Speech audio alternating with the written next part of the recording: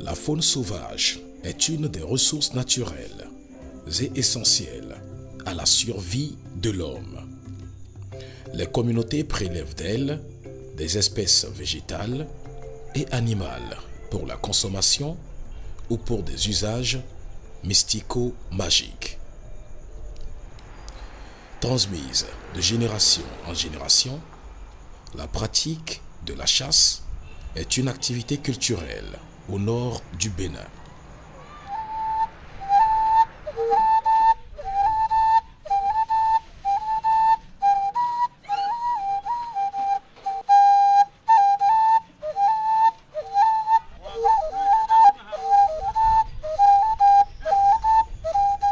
Offrant un relief montagneux et boisé, la commune de Natitengu et les villages environnants présentent des atouts naturels où se déroule chaque année une activité pas comme les autres.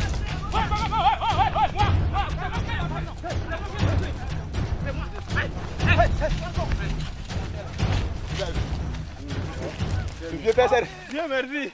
Laisse tranquille. Dieu t'assure, tire de loin. Merci.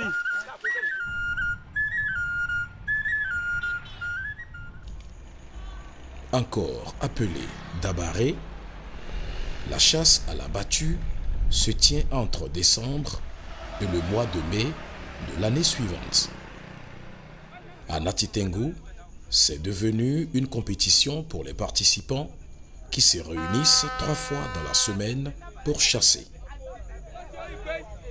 Les mercredis, les samedis et les dimanches. Le dabaré commence par un rassemblement sur un site indiqué avant le départ pour la chasse. Les instruments de chasse et quelques techniques sont demeurés traditionnels, bien que des armes à feu soient utilisées par certains. C'est le gourdin qui est d'abord le premier outil. La première arme, c'est le gourdin. La seconde arme, c'est le couteau. Le couteau est très important pour le chasseur. Et la troisième, c'est la hachette. Et la quatrième maintenant, c'est le fusil. Pourquoi cette différence? Parce que le fusil n'est pas à portée de tous. Mais le gourdin, lui, c'est l'arme qui est la plus utilisée. Voilà pourquoi je trouve que le gourdin est d'abord l'élément le plus utilisé dans la chasse à la battue. Entre passion, sport et quête de gibier, les intentions des chasseurs diffèrent. Pour se faire plus de gibier, avoir un chien bien dressé est indispensable. Quand tu as un chien pour la chasse, tu es assuré que si tu veux, même si tu soulèves quelque chose, ton chien pourra arrêter. Ou il le chasse, il le fatigue, celui qui n'a pas le chien, ça l'aide à tuer. Ou on voit un lièvre couché, si celui qui n'a pas de chien, il peut appeler, dire hurrah, hurrah, hurrah, et on vient, on assemble les chiens, essaie de tuer. Par exemple aussi, il peut nous échapper. Mais avec des chiens, des animaux, ce n'est pas tous les animaux qui s'échappent. Si tu es avec des chiens, par exemple celui qui n'a pas de chien, s'il marche sans chien, il aura une occasion qui peut se présenter devant lui comme ça. S'il lance pour rentrer, il n'y a pas de chien, ça doit partir. Mais si tu es avec des chiens, quand tu lances, tu rates, ton chien arrête. Donc c'est pourquoi on amène les chiens. La chasse, c'est une coutume depuis fort longtemps. On est venu trouver à nos vieux. Faites ça, depuis bas âge, on a commencé par faire ça. On a tombé trop amoureux de ça, on ne peut même pas laisser. N'importe quel qu'en soit là, nous sommes toujours dedans. Tu peux avoir même les millions, tu es obligé d'aller. On a même certaines qui vont, je dirais, sinon là, mais après, commencement de la chasse, ils quittent de là-bas pour venir ici pour faire la chasse seulement. Donc la chasse c'est quelque chose, c'est, comme on dit, c'est une ethnie pour quelqu'un quoi. Ce que tu aimes faire là, ce que tu aimes plus. C'est un don, on aime ça comme si c'est nous-mêmes, c'est pourquoi on le fait. Ils partent, tarans dispersés, dans une direction définie par un chef chasseur.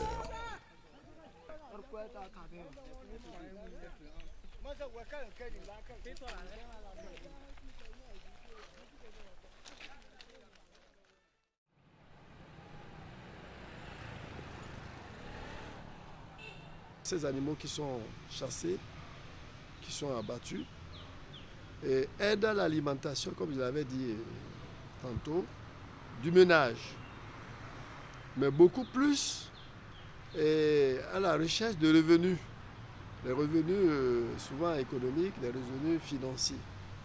Donc c'est pour gagner de l'argent que beaucoup plus les ménages, les chasseurs font cette activité de chasse. Un guide sert de repère à travers un vuvuzela qu'il siffle tout au long du parcours. Les lièvres, les écureuils, les pintardes de brousse, les francolins et les antilopes sont les espèces les plus chassées.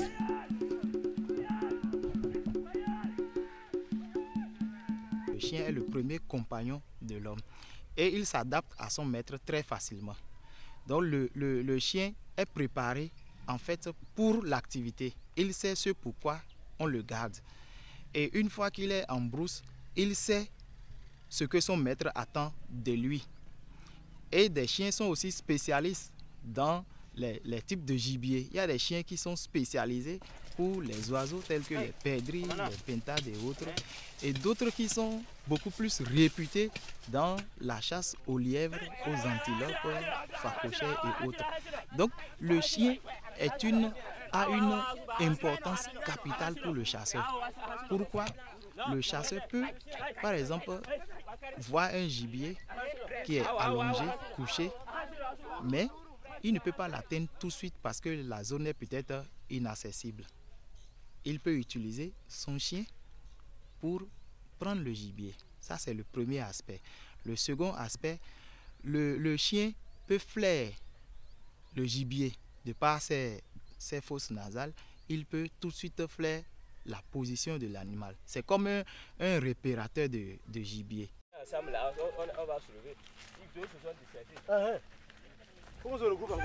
Des disputes ne manquent jamais sur le terrain. Le dernier à pouvoir abattre le gibier se proclame étant vainqueur de la partie et tient coûte que coûte à ce que le gibier lui revienne. Alors que les principes de base ne disent pas cela. Donc ça fait que le premier, comptant sur le principe de base, réclame le gibier en premier et l'autre aussi qui ne veut pas lui céder le gibier. Parfois, les disputes peuvent quitter, par exemple, des chiens, peuvent provenir des chiens. Parfois, sur un seul gibier, plusieurs chiens viennent s'attrouper sur le même gibier. Et on n'arrive pas à savoir exactement quel est le chien qui est le premier à atteindre le gibier. Donc, cela exige forcément un médiateur ou des témoins. Les témoins, ceux qui sont premiers à voir la scène. C'est eux qui témoignent de celui dont le chien a attrapé le gibier en premier et que les autres sont venus en renfort. Donc, c'est là, en fait, l'origine des disputes, soit au niveau des chiens, soit au niveau des chasseurs eux-mêmes. Si quelqu'un parvient à tuer son gibier, qu'on le lui laisse, parfois, il se dispute le gibier jusqu'à le déchiqueter. La battue ne se fait pas comme cela. En notre temps, quand quelqu'un assomme un gibier et que celui-ci se débat, et qu'une deuxième personne l'achève, le gibier revient au premier. Mais aujourd'hui, ce n'est plus le cas. En cas de dispute, nous proposons aux deux parties le partage équitable. Si les deux parties refusent le partage, mes disciples qui sont tout autour décident alors que le gibier me revienne en tant que chef chasseur. Je me précipite pour mettre le gibier dans ma gibecière. Ainsi, nous parvenons à un accord et la chasse continue.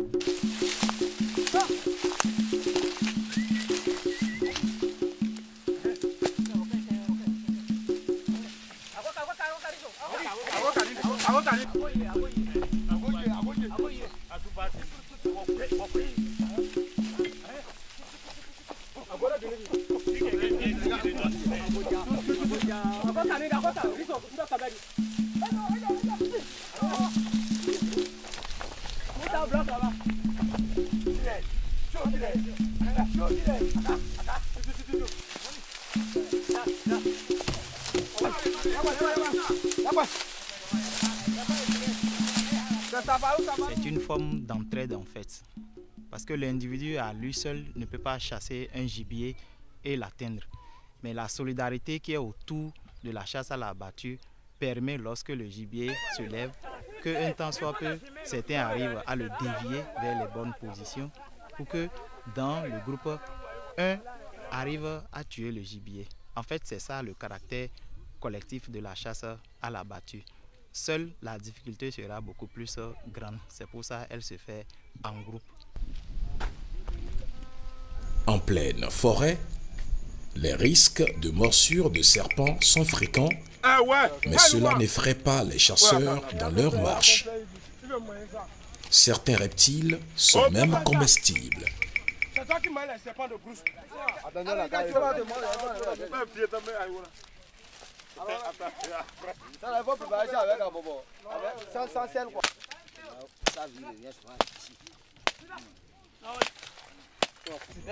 Chaque année, les gibiers se font de plus en plus rares.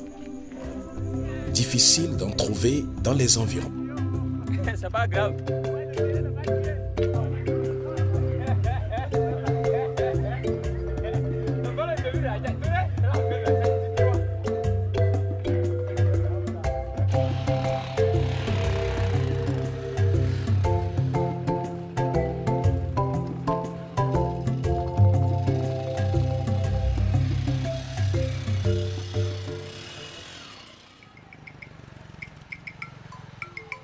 La viande de brousse est très appréciée. Elle se fait de plus en plus rare et chère sur le marché. Je ne suis pas du genre à aimer la viande de bœuf, la viande de cabri, non. Mais quand il s'agit de viande de brousse, on ne peut pas me dépasser. Je suis un consommateur agréé de la viande de brousse.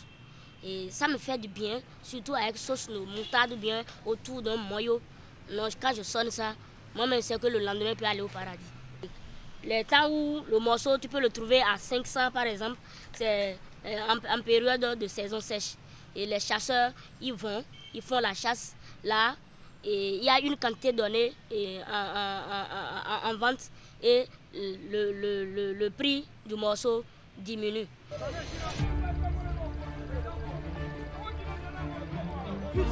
Aujourd'hui, c'est la grande finale. Plus qu'une distraction, le dabaré est devenu une compétition. Venus des autres communes du département, ils partent en brousse pour 2 jours de chasse.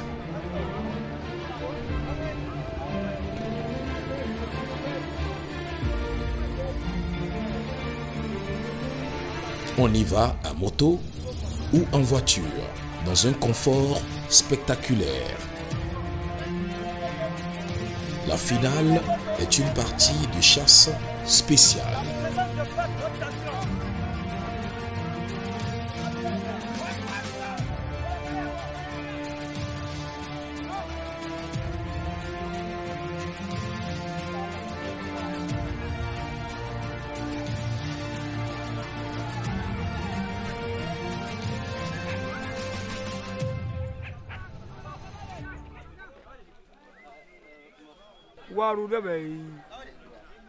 La chasse, ce n'est pas forcément la recherche de la viande. C'est comme un gène. Quand il est inné en toi, tu ne peux pas t'en débarrasser. Si ton destin est lié à la chasse, il est possible de t'en passer. Tel que nous sommes rassemblés ici, il y en a qui ont quitté Djougou, Tangueta, Kopago, Parako. Nous ne manquons de rien chez nous. Comprenez donc que c'est la tradition. Vous pouvez être 10 dans votre famille et que le gène se manifeste chez une seule personne. Là, il n'a pas d'autre choix que de faire la battue. La chasse à la battue, nous l'avons héritée.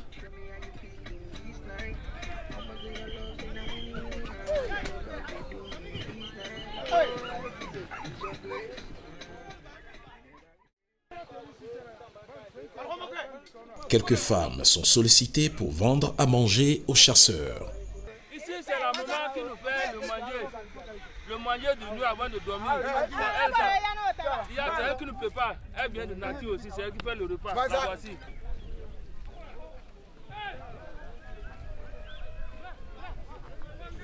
Il est bientôt midi. L'heure idéale pour prendre la forêt en otage. Notre venue ici, c'est pour arracher la victoire aux chasseurs de Natitengo. Les pintas sauvages, les lièvres, les francolins, les antilopes, c'est tout ça que nous allons emporter chez nous, plaise à Dieu. Nous sommes venus de Djougou. En termes de chasse, les confrères de Natitengo savent notre force de frappe.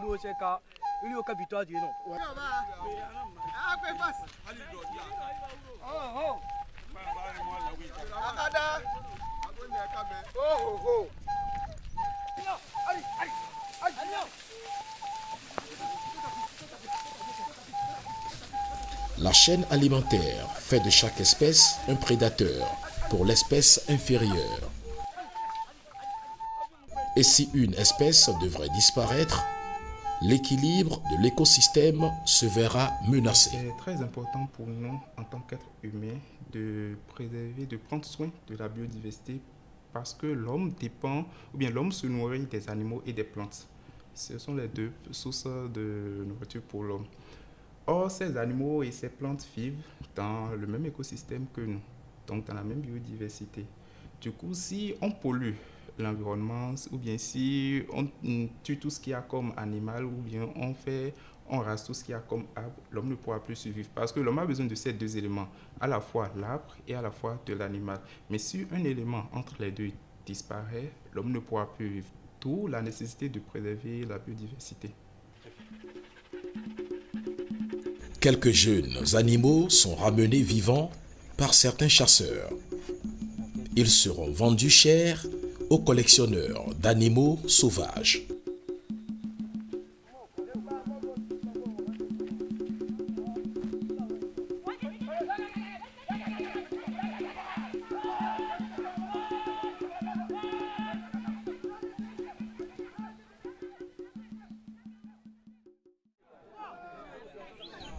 La nuit tombée, les chasseurs doivent regagner le site de rassemblement pour y passer la nuit.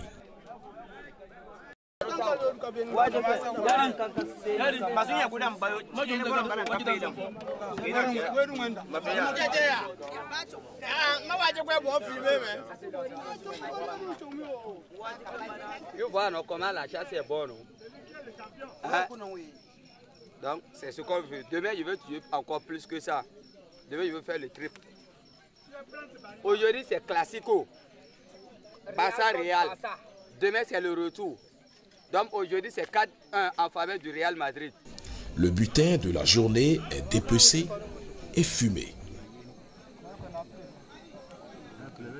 La chasse d'aujourd'hui a été très belle. On a eu un lièvre avec certaines perdrix encore là-bas. Très bien, il y a un gros lièvre, c'est pas mal quand même. Oui, avec aussi voilà, de l'écureuil, coq de montagne, tout ceci. Et ça leur permet donc de faire face aux besoins vitaux. À leurs besoins vitaux. Soit c'est le ménage, c'est l'enfant qui est malade, l'enfant veut aller à l'école, eux-mêmes ont besoin d'un certain nombre de choses. C'est cet argent qu'ils prennent pour résoudre ces problèmes-là. Le lièvre, comme je l'ai dit, est beaucoup prisé.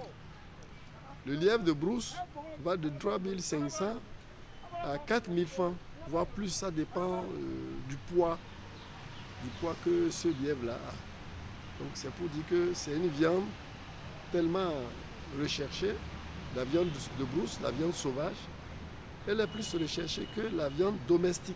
Il s'est tenu environ 72 parties de chasse cette année 2021. Une bonne planification de destruction massive des animaux. On dort à l'air libre sur des nattes de fortune pour reprendre des forces.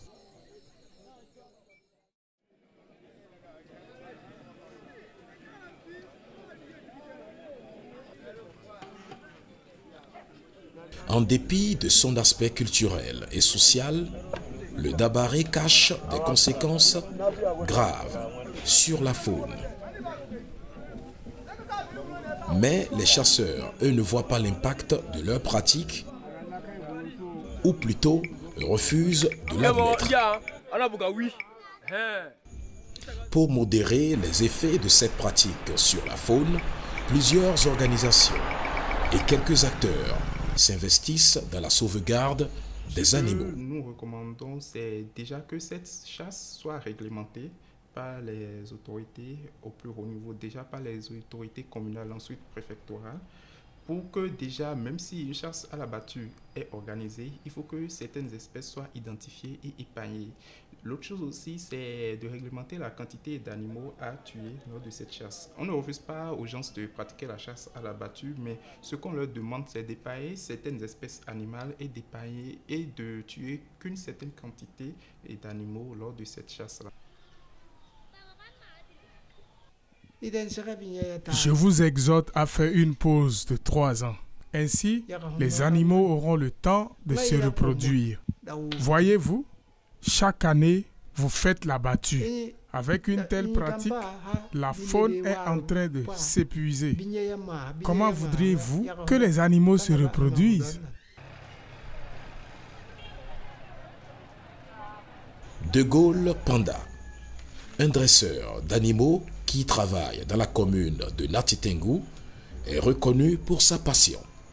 Ces écuries attirent de nombreux curieux qui viennent voir certaines espèces exotiques.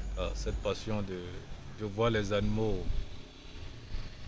vivre leur vie et de les voir pas être massacrés. Donc c'est une passion que normalement tout être humain doit avoir, c'est-à-dire conserver et préserver les animaux.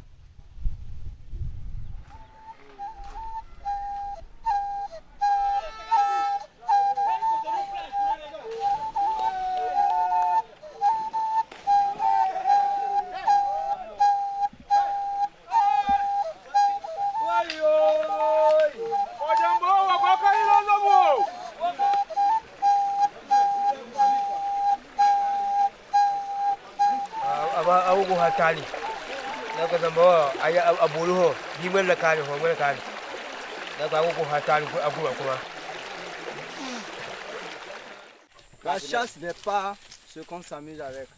Il y a les enfants qui se lèvent de la maison, ils viennent comme ça, ils rentrent en brousse. Non, c'est pas ça. Il faut regarder les enfants s'amuser. Il faut regarder les enfants s'amuser. Maintenant, s'il est soir. C'est ça. Amina, Fousseni, Sergio. Amina, Fousseni et Sergio. Bon, tout à l'heure. Que laisser à la nouvelle génération et future si des mesures ne sont pas prises et appliquées pour réglementer le dabaré? Une flore sans faune certainement. Si cette proposition du roi a été acceptée, ça veut dire que cette année, 2021, 2022, 2023, c'est en 2024 que la chasse va reprendre. C'est un point d'interrogation. Est-ce que ceux-là, ces amateurs qui attendent que ça, est-ce qu'ils vont respecter? Voilà un gros point d'interrogation.